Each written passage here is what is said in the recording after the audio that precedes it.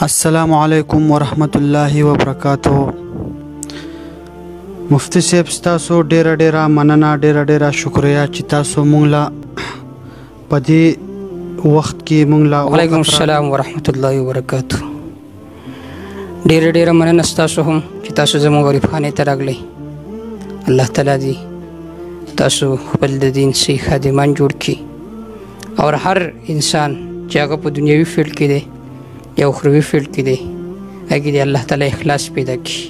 ستاسو غونته کې کسان میډیا والا چې زموږ خواته راځي او حالات حاضرہ باندې موږ نه تپوسونه کوي، نو الله تعالی دې ستاسو دا منډې تړلې په خپل دربار کې قبول او منظور کړي او هر یو کس صحافي دی یا بل دی چې هغه کې دا رنګ اخلاص موجود وي، نو انشاءالله زموږ دا ملک، زموږ دا وطن، زموږ دا خاوره دا به ډېر زر ترقي وکړي.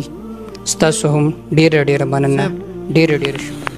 زه تاسو نه اوس د دې یو سوال دا جواب به تاسو راکړئ چې په دې زمانه کې په سوشل میډیا باندې مختلف خلک راځي د اصلاح په جامه کې او غلطي خبرې دخکي او دا خو سوشل میډیا را په دې باندې خو هر څه دغه بیان ورکول غواړي. مثال کې ښه بیانونه خلک شیر کې ښه دغه کې، نو په دې باندې وغیره زیشان شو یا وغیره په دې باره کې تاسو څه ویل غواړئ؟ خاص د دې زموږ د مینوال چې کوم دی په دې سوشل میډیا چې کوم دا غلط لفظ استعمالوي، نو تاسو دوی. وعلیکم السلام ورحمت الله وبرکاتہ. تاسو چې کوم سوال کړل ډېر اهم او بنیادی سوال دی. اکثر مینوال دې په باره کې تپوس کوي. عزیزانو، نن زمانه کې د اصلاح په نوم باندې ډېر کسان داسې دي چې هغوی د خلکو د اصلاح کوشش کوي، لیکن اصلاح په هغه طریقه باندې ممکن ده کومه طریقه چې د جناب رسول الله صلی الله علیه وسلم ده. او د جناب رسول الله صلی الله علیه وسلم د اصلاح انداز او طریقه هغه سو احسنو، هغې کې کنځلې نه وي، هغې کې سب و شتم نه و. نبی صلی الله علیه وسلم باره کې راځي چې نبی صلی الله علیه وسلم سباب نه و، کنځل کوونکی نه و، ولا فحاشن او نه فحشګویي به کوله نبی صلی الله علیه وسلم. لکه تاسو چې د کم کسانو نوم ذکر کو، زیشان شو یا بل شو، زه نه پیژنم. بعض کسانو د هغوی ویډیوګان ما ته راوړلي او هغه ما اورېدلي. د هغوی نیت صحیح دی، په نیت باندې زموږ څه اعتراض نشته، لیکن هغوی چې کم الفاظ استعمالوي، مثلا د یو زنانه اصلاح کوي، د یو جینۍ اصلاح کوي، د هغې دپاره چې کمې کنځلې کوي هغه او کم الفاظ استعمالوي، یقینا شریعت هم د هغې اجازت نه راکوي او زمونږ معاشره هم د هغې اجازت نه راکوي. داسې ویډیوګان هغوی کوي، یقینا یو عام کس هغه نشي اورېدلی، ځکه چې په هغې کې هغه رنګې فحش خبرې وي او هغې ویډیو له نوم د اصلاح ورکړي. نو کم از کم چې تاسو اصلاح کوئ، د اصلاح کوشش کوئ، نو بیا پکار دا دي چې داسې الفاظو انتخاب تاسو کوئ، داسې الفاظو چناو تاسو کوئ چې هغه ښه وي، هغه زموږ په معاشره کې ښه وي. د داسې کنځلو د وجې نه زموږ معاشره خرابېږي، زموږ نوجوان نسل خرابېږي. لهذا دین اسلام موږ ته د تهذیب حکم کوي، د حیا حکم کوي چې زموږ خبرې شایسته وي، هغې کې تهذیب وي، هغه ښایسته وي، هغې کې کنځل نه وي، هغې کې سب و شتم نه وي، بلکې په ښایسته طریقې سره موږ د خلکو اصلاح وکړو، نو هغه خبرې به بل کس باندې اثر پرېږدي د خبرو د وجې نه. او که موږ غلط انداز سره د اصلاح کوشش کوو، نو په ځای د اصلاح باندې به موږ فساد جوړ کړو. لهذا ستاسو په وساطت سره زه تمامو مینوالو ته دا پیغام ورکوم چې یقینا تاسو د اصلاح کوشش کوئ، لیکن د هغه الفاظو انتخاب کوئ چې شریعت ته موږ له د هغې اجازت راکوي او زموږ عرف او زموږ رواج هم موږ له د هغې اجازت راکوي. داسې الفاظ مه استعمالوئ چې هغه د الله تعالی په نزدیک هم ناپسند دي او د معاشرې په نزدیک هم ناپسند دي. زه امید لرم چې زما دا خبرې به تاسو په ښه انداز سره الی او باقاعده په دې باندې به د عمل کولو کوشش کوئ. الله دې د عمل جواب کوم چې نن سبا په دې زمانه کې د فلمو ډرامو والا چې دو خپل دغه دپاره لکه خپل عزتونه د ښکړلي غلط لباسونه اچي مخکې میډیا ته راوځي چې وایي زموږ د یوټیوب یا چینل جوړوي یا څه نه څه دغه چې دا مخکې شیر شي دغه شي، نو په دې وجه باندې هغه لکه غلط لباس دخکي او په دو باندې نوم چې به چې سبا د پاره دغه په دو باندې به نوم د پښتنو دی. نو په دې باره کې تاسو مینوالو ته د دې سوال جواب. ماشاءالله تاسو چې کوم سوالو کو ډېر اهم سوال دی او ډېر بنیادی سوال دی. عزیزانو موږ د دنیا د 2 روپو دپاره او د دې دپاره چې زموږ یوټیوب چینل وایرل شي، زموږ ویډیو وایرل شي، د هغې دپاره خپل ایمان خرابو، خپل دین خرابو. مثال طور باندې که تاسو یو فني ویډیو جوړه کړئ نو هغه هم وایرل شي، هغې باندې هم تاسو ته پیسې میلاو شي. په ضد د دې باندې چې تاسو داسې ویډیو جوړه کړئ چې هغه بربنډه وي. یو خو موږ تاسو ته دین د دې اجازت نه راکوي چې داسې ویډیو چې هغې کې د جسم ساخ ښکارېږي، پلنوالی ښکارېږي، غټوالی ښکارېږي. دارنګې بعض پکې داسې وي چې هغه بالکل بربنډ ډانس کوي او ځان ته مسلمان وي او ځان ته به کم چې پښتنو کلچر دی، ثقافت دی، وایي چې موږ هغه پښتانه یو. نو شریعت اول موږ له شریعت د دې اجازت نه راکوي.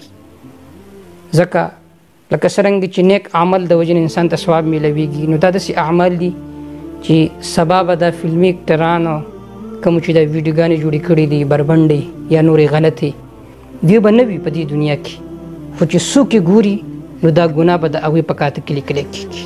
څومره لوی ګناه دی. لیکن زمونږ معاشره هغوی باقاعده د دې نه تلذذ حاصلوي د داسې ویډیو کتلو نه. او کم کسان چې دا ویډیوګان کوي د هغوی مقصد دا وي چې موږ ته دنیا میلاو شي او زمونږ نوم و نشان وشي. نو عزیزانو د الله په نزدیک هم دا شیان ناپسندیده دي او د دې وجې نه ستاسو په نامه اعمال کې هغه ګناه به لیکلی کېږي چې هغه همیشه وي، جاري به وساري به وي. دویم دا چې زمونږ عرف، زمونږ معاشره، زمونږ پښتنو کلچر، ثقافت د دې اجازت نه راکوي. بلکې زمونږ پښتانه خو داسې یو چې د هغوی د زنانو دا ویښته نه دي ویښته دا به غیر محرم نه شو کتلی. او اوس مونږ زمونږ د پښتنو د فلمي اکټرانو د فلمونو والا دومره بې حیا شوي دي چې خپل د جسم فروشي کوي، ګویا خپل جسم خرڅوي دپاره د دې چې مونږ ته پیسې میلاوي شي، مونږ ته ډالرې میلاوي شي. خدا را دا شیزونه پرېږدئ او د الله رسول چې کوم احکام دی هغه اپناو کوي. که نه که دې شیزونو نه توبه ونه باسله نو یو ورځ راتلونکې ده چې هغې کې به زما د تا نه ضرور سوال کېږي. واتقوا یوما ترجعون فیه الی الله. ویرېږئ د هغه ورځې د سزا نه چې تاسو به الله ته واپس کړی شئ.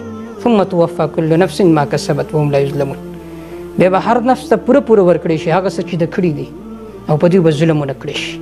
نو د دغې ورځې نه ویرېږئ او الله تعالی دې زمونږ د پښتنو چې څومره مینوال دي الله دې ټولو له په دې خبرو د عمل کولو توفیق را نصیب کړي. زه تاسو نه اوس د بل یو سوال دغه کومه چې په ثابت پاکستان کې بل په پورا دنیا کې یو وبا خوره شوې ده چې هغې ته کرونا وایرس ویلی شي.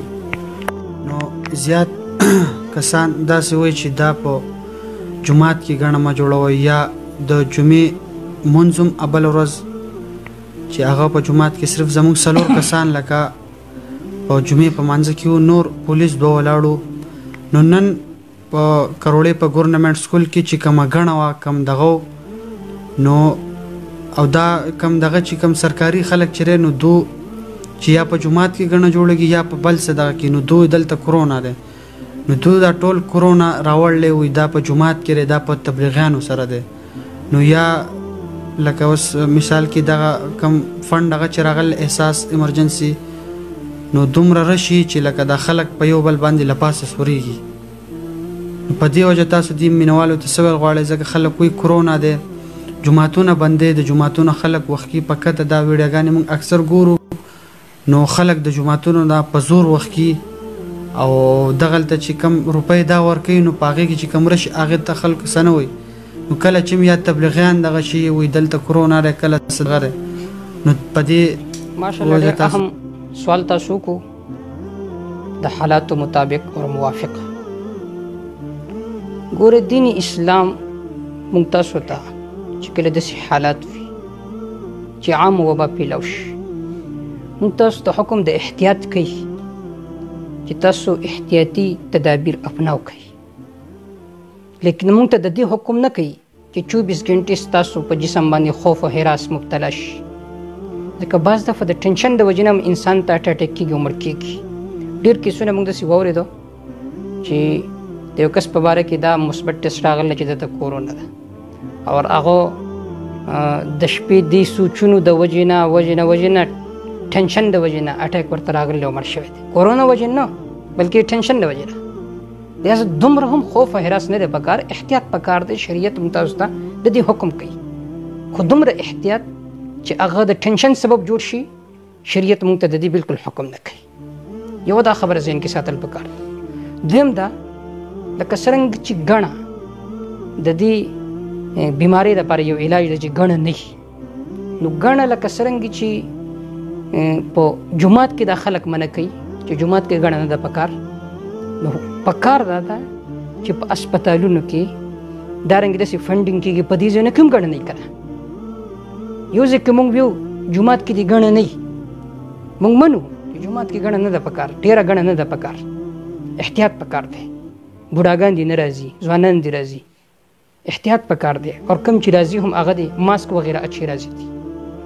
خو لکه څرنګه چې دلته دا حکم موږ کوو، نو هلته کم سرکاري ځایونه چې دي، کم ځای کې چې فنډینګ کېږي، دې ځایونو کې هم احتیاط پکار دی که نه. نو دا خبر ذهن کې ساتل پکار ده چې په دواړو ځایونو کې احتیاط پکار دی. دریم دا چې ډېر موږ کیسونه واورېدو چې باقاعده پولیس اهلکار راځي او جوماتونو ته او خلک منع کوي چې تاسو ډېر رش مه جوړوئ، ګڼه مه جوړوئ. موږ هغوی سره سات ورکوو سرکاري عمله سره چې پکار ده دغه شانتي. خو لکه څرنګه چې تاسو جوماتونو ته راځئ ګڼه مه جوړوئ، نو هغه نورو ځایونو ته هم لاړ شي. دریم دا چې دلته کله چې وبا پیلاو شي، نو هغه وخت کې توجه الی الله پکار ده، الله تعالی ذات طرف ته توجه. اور توجه دا ده چې انسان جومات ته لاړ شي، منځ وکړي، د الله عبادت وکړي، احتیاطي تدابیر اپناو کړي، ماسک وغیره واچي، لاسونو ته دستاني واچي، منځ وکړي، الله تعالی ته وجاړي چې الله تعالی دا حالات په موږ راغلي دي، دا حالت زموږ نه رفع او دفع کړي. اخري خبره د حالاتو مطابق ستاسو وړاندې ذکر کړم. یو 2 ورځې مخکې یو ویډیو وایرل شوې ده کراچۍ کې. یو زنانه د SP هغه باقاعده جومات ته تلله او پیزارو سره تلله، نو هغه هم پښتانه خلک دی، د هغوی غیرت دا برداشت نه کړه چې یو زنانه راځي او بې پیزارو سره راځي، نو هغه SP زنانه چې ده هغې باندې لږ د تشدد اظهار کړلی. یو خبره خدا ده، زما اپیل ده د حکومت ته چې کله هم داسې مجمع وي، نو خدا هغې ته زنانه مه لېږئ. ګوره تاسو سره صرف یوازې زنانه SP و، مرد نه و تاسو کې، سړي نه و په تاسو کې، پکار تاسو سړي لېږلی وی. زمونږ د پښتنو ثقافت او کلچر د دې موږ ته اجازت نه راکوي، اسلام هم نه راکوي، د پښتو ثقافت هم نه راکوي چې تاسو داسې یو نوجوان زنانه لېږئ د داسې کار د روکتھام دپاره. نو خدا راکه په تاسو کې سړی و لېږلی به و، که سړی نه و جو بیا خو سیده به تاسو معذور یې. یو خبره دا ذهن کې ساتل پکار دي، یوازې دې واقع کې نه، هر واقع کې زنانه مه لېږئ. ها د زنانو کاري هغې ته زنانه پولیس ولېږئ، زموږ هېڅ اعتراض نشته، پکار ده داسې. لیکن سړو منځ ته زنانه لېږل، نو ظاهره خو بیا به د هغې عزت تار کېږي. دویم دا ده بالفرض چلو دا زنانه لاړه، کم از کم د آدابو خیال به خو ساتلی و که نه. دریم دا امام صاحب به مخکې میلاو شوې وه چې داسې ګڼه نه ده پکار، نو چې کله دا شیزونه اختیار شوی وې، نو چرې داسې نوبت به نه و راغلی چې سړو به په زنانه باندې لاس اوچت کړی او بیا هغه زنانه ورته دا وارننګ هم ورکړو چې زه به دا جومات سیل کړم او امام به ګرفتار کړم. نو دا شیزونه غیر اخلاقي دي، غیر شرعي دي، غیر قانوني دي. دا حکم صرف د مولیانو دپاره دی، دا حکم صرف د مونځ دپاره دی. څرنګه چې دلته تاسو دا حکم نافظوئ، نو کم سرکاري ځایونو کې د خلکو رش چې لګېدلی وي هلته هم دا قانون نافظ کوي. لہذا دومره سختي نه ده پکار، احتیاطي تدابیر پکار دي.